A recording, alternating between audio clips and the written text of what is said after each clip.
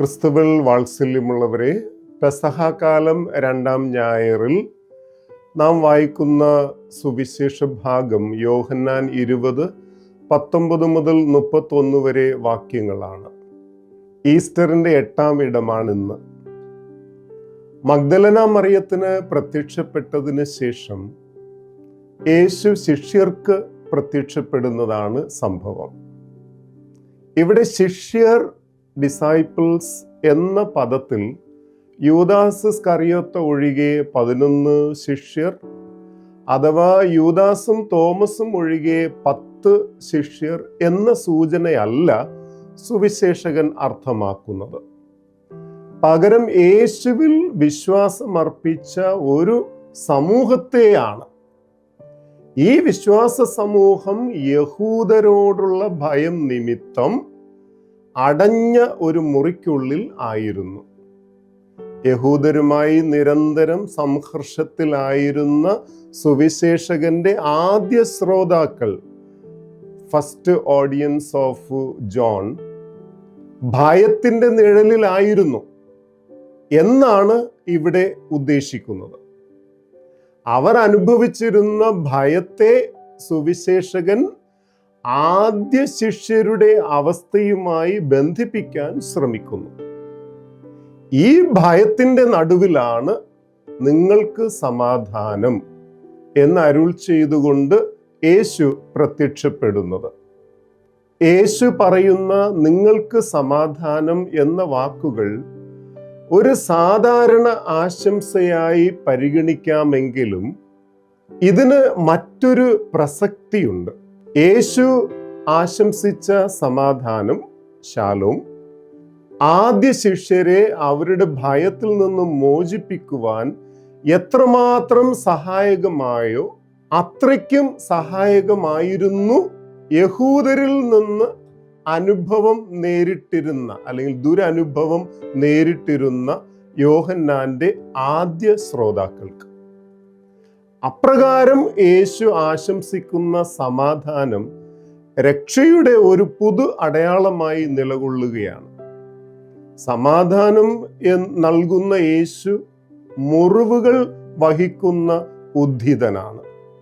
അതിൻ്റെ അടയാളമാണ് അവിടുത്തെ കൈകളിലെയും പാർശ്വത്തിലെയും മുറിവുകൾ. ഉദ്ധിതനായ യേശു സഹനത്തിൻ്റെ മുറിവുകൾ വഹിക്കുന്നവനാണ്. രണ്ടാമതും സമാധാനം ആശംസിച്ചുകൊണ്ട് യേശു ശിഷ്യർക്ക് ദൗത്യം നൽകുന്നു. ഈ ദൗത്യദായക പ്രക്രിയയിൽ ചില സവിശേഷതകൾ അടങ്ങിയിട്ടുണ്ട്. ഒന്ന്, ശിഷ്യരുടെ ദൗത്യം പിതാവ് യേശുവിനെ ഭരമേൽപ്പിച്ച ദൗത്യത്തിന്റെ തുടർച്ചയാണ്. പിതാവ് തന്നെ അയച്ചതുപോലെ യേശുവും ശിഷ്യരെ അയക്കുന്നു. 2, ദൗത്യത്തിന് നിദാനമായി തീരുന്നത് പുതു സൃഷ്ടിയിലൂടെയാണ്. യേശുവിൻ്റെ നിശ്വാസത്തിലൂടെ ശിഷ്യർക്ക് ലഭിക്കുന്ന പരിശുദ്ധാത്മാവിൻ്റെ പ്രവർത്തന ഫലമാണ് ഈ പുതു സൃഷ്ടി. ആദ്യ സൃഷ്ടികർമ്മത്തിൽ ദൈവം തൻ്റെ നിശ്വാസത്തിലൂടെ ജീവൻ നൽകിയ പ്രകാരം, ഉൽപ്പത്തി 2:7, യേശു തൻ്റെ നിശ്വാസത്തിലൂടെ ഒരു പുനഃസൃഷ്ടി സാധ്യമാക്കുകയാണ്. 3, ശിഷ്യർക്ക് നൽകുന്ന ദൗത്യം പാപങ്ങൾ ക്ഷമിക്കുവാനും ബന്ധിക്കുവാനുമാണ്. പരിശുദ്ധാത്മാവിനാൽ നിറഞ്ഞ യേശുവിൻ്റെ ദൗത്യം ഈ ലോകത്തിൽ തുടരുക എന്നതാണ് ക്ഷമിക്കുക, ബന്ധിക്കുക എന്നതുകൊണ്ട് അർത്ഥമാക്കുന്നത്.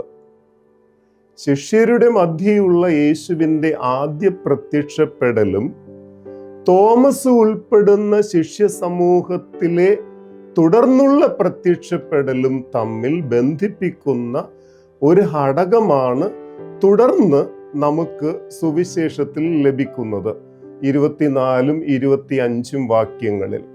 അതായത്, യേശു തങ്ങൾക്ക് പ്രത്യക്ഷപ്പെട്ടുവെന്ന വാർത്ത മറ്റ് ശിഷ്യർ തോമസിനോട് വിവരിക്കുമ്പോൾ യേശുവിനെ കാണാതെ വിശ്വസിക്കില്ല എന്ന് അവൻ ശാഠ്യം പിടിക്കുന്നു.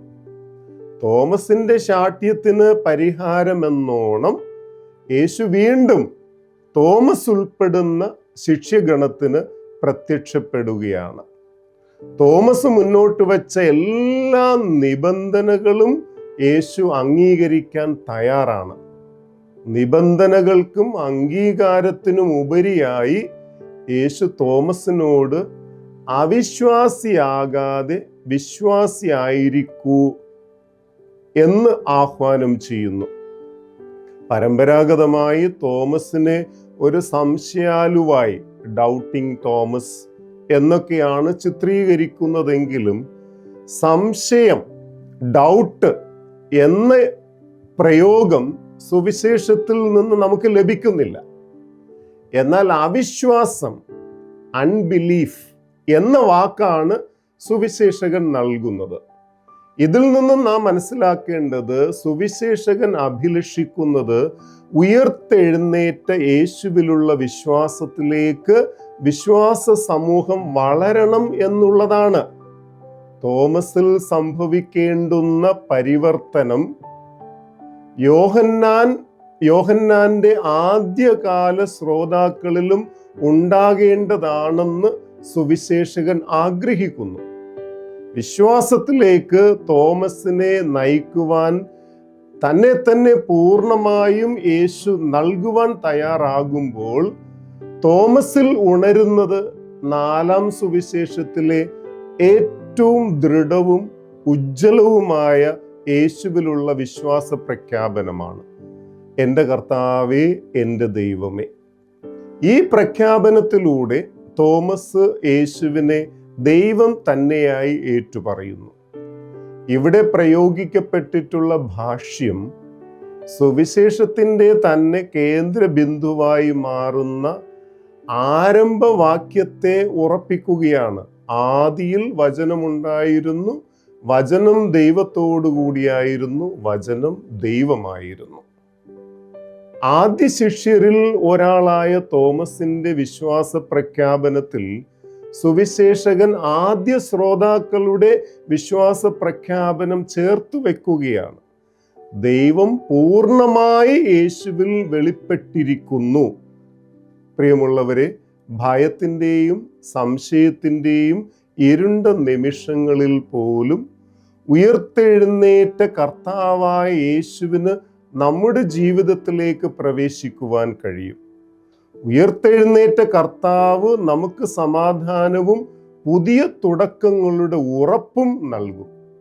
നമ്മുടെ ഉത്കണ്ഠകളെ തരണം ചെയ്യാനും ഒരു നവോന്മേഷത്തോടെ ജീവിക്കുവാനും നമ്മെ അവിടുന്ന് പ്രാപ്തരാക്കും. തൻ്റെ ശിഷ്യരെ കണ്ട് ഒരാഴ്ച കഴിഞ്ഞ് തിരിച്ചു വന്നതുപോലെ ഉയർത്തെഴുന്നേറ്റ ക്രിസ്തു നമ്മെ കണ്ടുമുട്ടാൻ എന്നും വന്നുകൊണ്ടിരിക്കുന്നു. അവിടുന്ന് നൽകുന്ന ജീവനും സമാധാനവും ആർക്കും നഷ്ടപ്പെടരുതെന്ന് അവിടുന്ന് ആഗ്രഹിക്കുന്നു. സുരക്ഷിതത്വവും അടച്ചിട്ടിരിക്കുന്നതുമായ നമ്മുടെ മുറികളിൽ നിന്ന് അവിടുത്തെ ജീവനും സമാധാനവും വളരെ ആവശ്യമുള്ള ഒരു ലോകത്തിലേക്ക് അവിടുന്ന് നമ്മെ അയക്കാൻ ആഗ്രഹിക്കുന്നു. ഈ ദൗത്യത്തിന് നാം തയ്യാറാണോ? ദൈവം നമ്മെ സമൃദ്ധമായി അനുഗ്രഹിക്കട്ടെ.